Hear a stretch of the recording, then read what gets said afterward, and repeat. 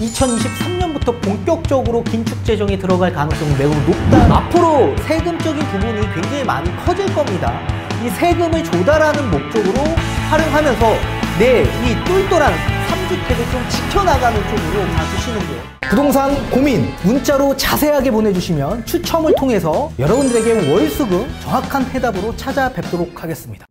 뒷번호 4789님께서 보내주신 부동산 고민입니다. 안녕하세요. 현재 3주택입니다. 기름 센터피스, 기름 뉴타운 8단지, 기름 동부 센트레빌 모두 20평형대입니다. 현금 2억 보유하고 있고 몇 개월 후 세입자 전세보증금으로 2억 5천이 유입 예정인데 추가로 매수를 더 해야 하는가 고민입니다. 공시가 1억 미만으로 사야 하나 아니면 근처 도남현대나 기름현대 소형 17평이라도 사야 인플레이션에 대비하는 것인가 고민이네요. 이렇게 보내주셨습니다. 전문가님 답변 부탁드리겠습니다. 네, 일단 답변부터 드리도록 하겠습니다. 저는 추가 매수하는 데 있어서 반대 의견을 좀 드리고 싶습니다. 우리가 유리잔도 서로 잔이 부딪히면 깨지듯이 지금 우리가 똘똘한 아파트 3채를 보유하고 있는데 이 3채가 부딪히면 깨져버리게 되는 사태가 발생이 됩니다. 따라서 지금은 이 물건들이 깨지지 않게끔 잘 끝까지 보존하는 데 중점을 두셔야 될 것 같습니다. 그 이유를 판소리를 통해서 설명을 드려보도록 하겠습니다. 자, 일단 위치를 먼저 보도록 할게요. 지금 현재 기름 센터피스를 보유하고 있다라고 하셨고 이 기름동 일대에서 가장 대장 아파트죠. 뭐 20평대 거의 약 13억 이상이 깨져 있는 상태고요. 이 바로 앞에 이제 동부 센트레빌 아파트가 있습니다. 연식은 좀 오래됐지만 입지 조건이 워낙 좋은 아파트라고 보시면 될 것 같고 기름 뉴타운 일대의 또 대장 아파트죠. 8단지를 보유하고 있다라고 합니다. 따라서 지금 기름역 일대에 이 좋은 물건들을 보유하고 있는데 이 물건에 피해가 되지 않게끔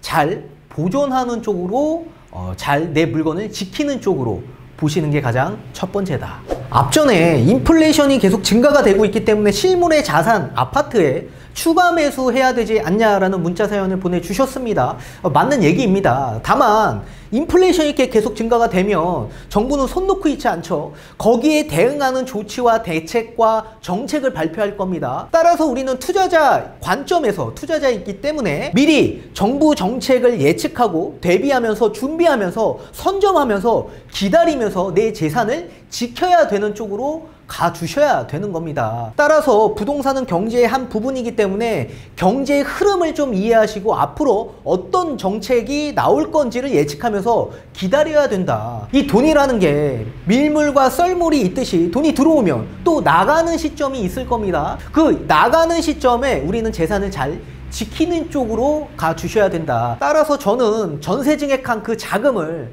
추가 매수한 자금으로 활용하지 마시고 앞으로 세금적인 부분이 굉장히 많이 커질 겁니다. 이 세금을 조달하는 목적으로 활용하면서 이 똘똘한 3주택을 좀 지켜나가는 쪽으로 가주시는 게 좋은 방안이 되지 않을까라는 의견을 먼저 드려보고요. 거기에 대한 흐름을 좀 설명을 드려보도록 하겠습니다. 자, 일단 지금처럼 대외적인 경제 위기가 발생이 될 때 이 정부에서는 소비를 촉진하는 이 정책을 활용을 합니다. 크게 보자면 두 가지 정책으로 나눠 볼 수가 있는데요. 이 통화정책과 이 재정정책으로 활용을 합니다. 이 통화정책에서는 크게 보자면 또 두 가지로 나눠 볼 수가 있는데 이 기준금리 인하 조치를 시행을 하고 통화량 확대를 실시합니다. 이렇게 잠재되어 있는 돈들을 시장에 유통해서 촉진하기 위한 촉진 순환매 역할로서 이 통화 정책을 활용을 하고요. 이 기준금리 인하와 통화량이 증가됨으로써 소비를 촉진시키는 목적이 굉장히 클 수밖에 없겠죠. 그리고 재정정책에서는 정부가 직접적으로 시장에 돈을 유통을 합니다. 크게 보자면 두 가지인데 지금처럼 이렇게 추경 예산에 대한 확대가 실시가 되고요. 그리고 세금적인 부분에 대한 부담을 덜어주기 위해서 이 조세 완화 정책을 활용을 합니다. 그래서 경제 위기 속에서 이런 소비 촉진시키는 정책들이 나오게 되는 거죠. 근데 지금은 이 시기를 지나서 우리는 회복세에 접어들고 있는 상황입니다. 이 회복세에서는 물가가 상승하는 상황이 나오게 되는 거죠. 이 회복세에서는 인플레가 시작이 되는데 인플레는 크게 보자면 두 가지로 나눠 볼 수가 있습니다. 여기도 수요 인플레가 있고요. 비용 인플레가 있습니다. 이 수요 인플레에서는 이 공급보다 수요량이 많아서 생기는 물가 상승이라고 보시면 될 것 같습니다. 지금 쉽게 예를 들면 코로나 위기로 인해서 이 공단 가동이 중단되는 사태들이 많이 발생이 되지 않았습니까? 그래서 공급량이 굉장히 많이 감소되고 있는 상황입니다. 특히나 이제 반도체 부분이 굉장히 크죠. 근데 소비량이 많이 증가가 됐기 때문에 찾는 수요량은 늘어나는데도 불구하고 공급이 적다 보니까 수요 인플레가 발생이 되는 물가 상승이 생기게 되는 거죠. 또 여기에 비용 인플레에서는 이 원자재 가격이 상승하게 되고, 이 원자재 상승으로 인해서 생산비가 상승이 되고, 이 생산비가 상승이 되니 자재값이 상승을 하게 되는 겁니다. 따라서 물가가 올라가는 이런 나쁜 인플레가 또 발생이 되기도 하죠. 또 여기에 더 나아가 환율이라는 게 있죠. 환율. 지금 환율 자체가 2018년 19년만 하더라도요 거의 약 1200원 정도로 형성이 돼서 강달러로 유지가 되었던 게 2020년 코로나가 터지고 나서 완전히 달러 약세로 전환이 되었습니다. 그리고 나서 이제 다시 달러가 강세가 되는 상황이 나오게 되죠. 이렇게 달러가 강세로 나오다 보니 수입품에 대한 가격이 올라갈 수밖에 없다.